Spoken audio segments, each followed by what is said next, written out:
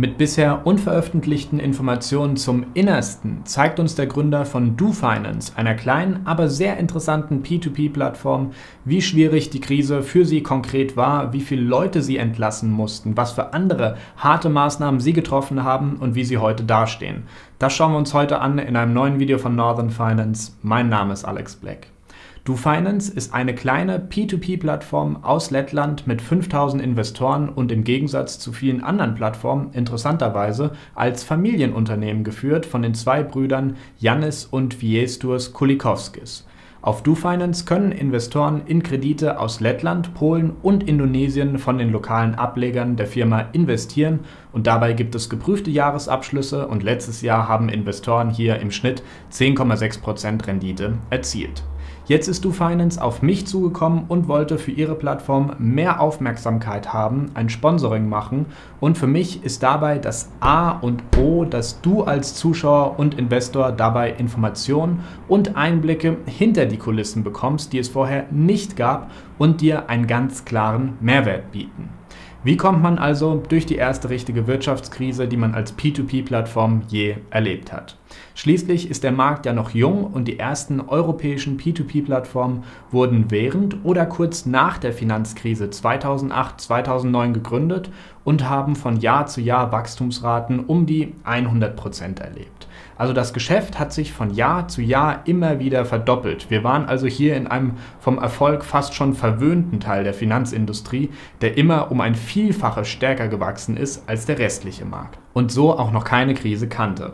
Jetzt kam aber Anfang 2020 die Krise auf uns zu und Janis Kulikovskis zeigt jetzt diese vom Anfang erwähnten, bisher unveröffentlichten Informationen, wie es im Innersten einer P2P-Plattform und von einem Kreditgeber in dieser Situation ausgesehen hat. First, what we did obviously is, since we saw that there is an effect on the profitability of the business, we immediately looked at the costs, which is sort of say, not that like that's the most obvious, but not the easiest thing to do.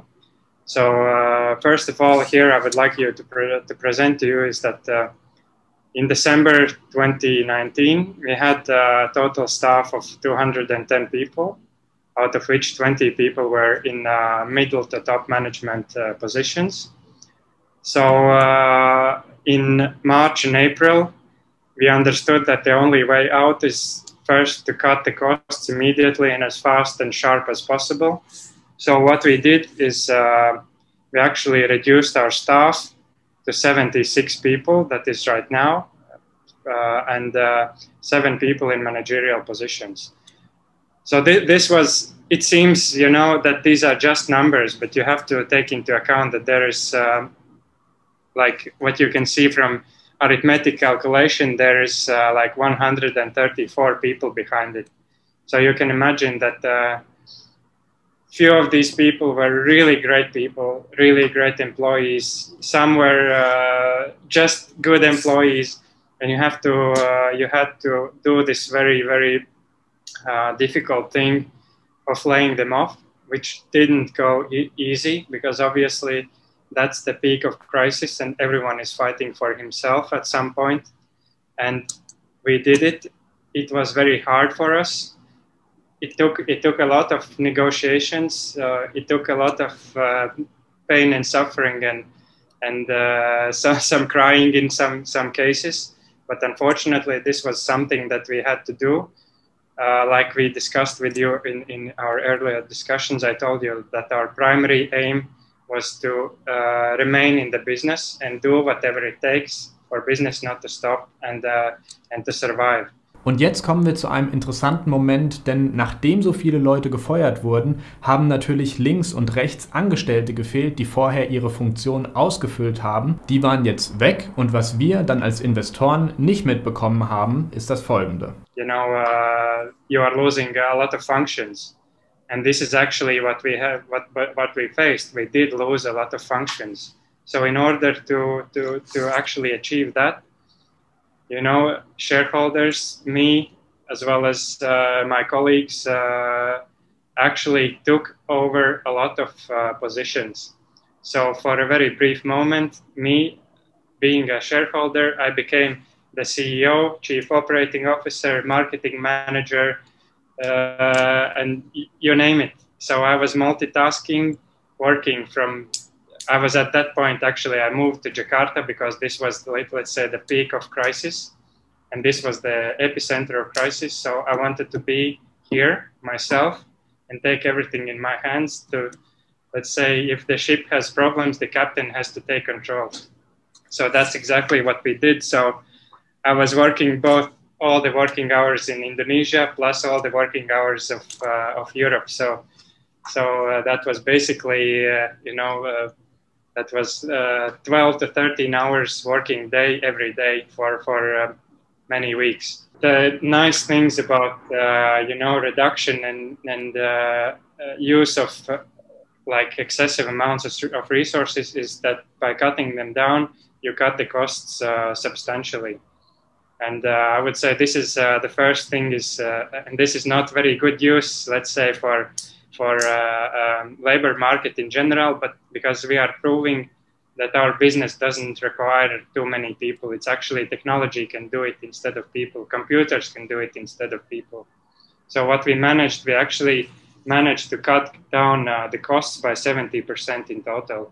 Because obviously in our business, labor costs or people costs are single highest item in our balance sheets. And that's something that we managed to reduce. And that's something that we are right now holding back and down as long as possible, because obviously we learned our painful lesson. So we want to be a much stronger in case there is fourth, fifth, or whatever wave of COVID coming, or there is whatever thing coming forward. So we want to be prepared for that.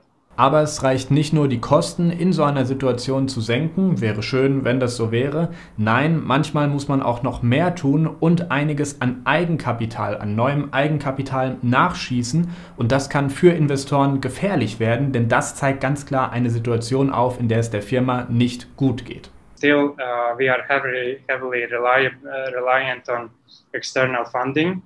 And what we did actually during the COVID crisis, we immediately stopped accepting new investments from any investors outside, from third-party investors, because there was a high level of uncertainty what will happen with the market. So we didn't want to put any extra risk on anyone until we get our heads cleared and we understand where we will go. So unfortunately, that meant substantial investment from shareholders, which includes friends and family in related businesses, where basically in order to sustain our business, we were pulling out money from everywhere and putting huge amount of money in this fintech business in order to, first of all, ensure continuity of the business so that it doesn't stop at any point. We had to ensure enough cash to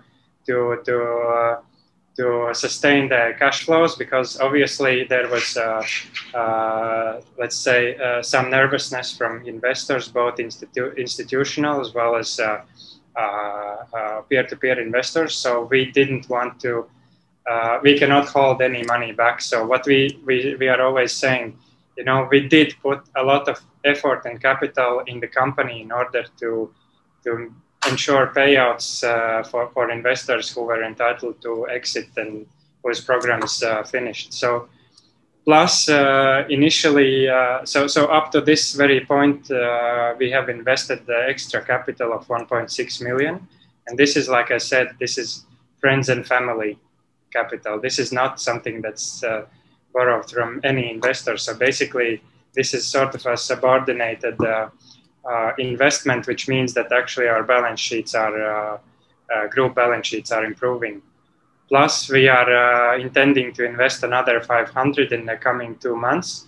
And the reason for the additional investment is just that we see that we have done so much with our business that it's become very profitable, and it really makes sense to put all the capital we have in growing the business. And that's something we are intending to do.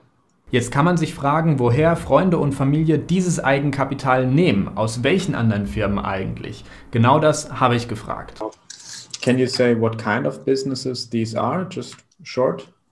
We are into agriculture, which is also a business that's being operated in Southeast Asia. Mm-hmm. So that is the reason why why I have some more deeper understanding of how this market operates. Weiter mit der Frage, in was dieses Geld eigentlich investiert wurde. So what we did expand the assortment of data that we are collecting. Unfortunately, this is something we couldn't predict before COVID crisis, that we should have more of that.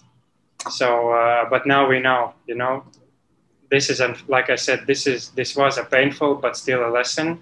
So instead of treating that as a failure, we treat that as a lesson. So we need to learn from that to be better in the future. So basically, yeah, so one thing what we did improve a lot is risk mitigation. By the way, we managed to reduce our default levels for loan originators much lower than we had actually before COVID crisis. And that we actually shared in our blog, in one of our blogs. And that's you have to take into account what I mentioned in the beginning, that we are back on the same sales levels as we were before COVID crisis. So we are much better now after COVID crisis than we were before. So yeah, and the third one, the second one is, like I said, we did invest a lot in technology in order to substitute this 134 people. They were doing something, obviously. So we needed the technology to replace that. So that's another very substantial part. And the third one is, like I mentioned before, to stabilize the cash flows, to not run into, actually, we did accumulate some sort of payments in the very peak of COVID-19 crisis. But now with these additional investments, we managed to come out of it, and we are actually in a quite strong position right now in terms that we have no outstanding debts to any third parties. Und da war schon einiges an Informationen, die die meisten eher ungern veröffentlichen. Was mir hier aber gefehlt hat, war trotzdem, ja, wie man mit den Produkten umgegangen ist und ob es hier Veränderungen gab. Schließlich hat sich die Lage ja doch sehr stark für uns alle verändert und längere Kreditlaufzeiten bedeuten besonders in so Krisenzeiten mehr Risiko als vorher. We adjusted slightly our loan products, so now they are shorter in terms of period. Mm-hmm. Because that gives you a bit more time to steer things, just in case you feel something is not really well. Yeah. And this is something. This means we are going into a shorter term loans a bit more, which was not our intention in general, because of course we want to go into loans that are bigger in size and term, so that their purpose can be more productive than consumptive. Mm-hmm. That's our main aim. But right now we understand, we need still to collect, we need to still leave ourselves a bit in this, let's say, more aggressive side of lending. Because what it gives us shorter period until we can test how people behave. So we are actually collecting more data and much faster. So instead of waiting, if your debtor will repay after 6 months, you know that in 30 days. So this is actually a very, very important point, that we want to be on the safe side. Yeah, we want to work like this a bit longer to gather more data and see, okay, this is how people behave today. Mm-hmm. And then we can, based on that, then we can put new products. And what I haven't mentioned before is that we did actually issue some loans to farmers in Indonesia, but they were not put into our P2P platform, again, for the reasons that we want to first see how they behave and etc. And that's something we want to go back. And that's the reason why I'm saying that there is a link between our family businesses in agriculture and fintech. So obviously, eventually we want them to collide. You know, we understand a bit of agriculture, we understand a bit more in fintech. So let's put these things together and see what we can do with that. And this is what we've done before, and this is something where we are going back now. Ja, so viel vom Gründer von DoFinance zu seinem Unternehmen und wie die Krise für sie eben abgelaufen ist. Extrem spannend, wie ich finde, und vor allem transparent in den Aussagen, was mir eigentlich das größte Anliegen ist, wie ihr bereits wisst, einfach klar und ehrlich zu zeigen, dass es schlechte Entwicklungen gab, man viele Leute feuern musste, dass wirklich unschöne Entwicklungen waren, man hat Eigenkapital aber nachgeschossen und dieses frische Geld dann in Technologie investiert, um am Ende wieder auf ein Kreditvolumen zu kommen, wie vor der Krise, bei geringeren Kosten. Ich verstehe schon, wieso DoFinance diese Geschichte teilen will, weil sie es eben geschafft haben, die Krise zu überleben und jetzt stärker aus ihr herauskommen können. Ja? Aber DoFinance ist eine Plattform, die ich mir noch sehr genau anschauen werde, schön unter die Lupe nehmen werde und auch ihren neuen Jahresabschluss, der bald herauskommt, ja, analysieren werde. Das habe ich ja letztes Jahr auch bei Bondora, Mintos und Estate Guru gemacht und das will ich dieses Jahr bei den 3 Plattformen fortsetzen, weil sie eben Marktführer sind und auch bei weiteren Plattformen eben genauso machen und ihre Jahresabschlüsse auch analysieren, wenn ihr eben daran Interesse habt. Ich hoffe, dir hat dieses Video gefallen. Wenn dem so ist, freue ich mich über eine positive Bewertung und ein Abo. Damit verpasst du kein Video mehr, auch nicht das Video, das jetzt am Sonntag herauskommt, in dem ich ein kleines Update zu Zypern geben werde und wie es bei mir aktuell hier in Zypern eben so läuft, was gut läuft, was nicht, wie so meine aktuelle Situation ist in der neuen Wohnung. Fragen dazu gerne unten in die Kommentare oder per E-Mail sowie Instagram Direktnachricht und natürlich auch gerne Kommentare zu DoFinance selbst. Das war's von meiner Seite. Bis Sonntag wieder, wenn du magst.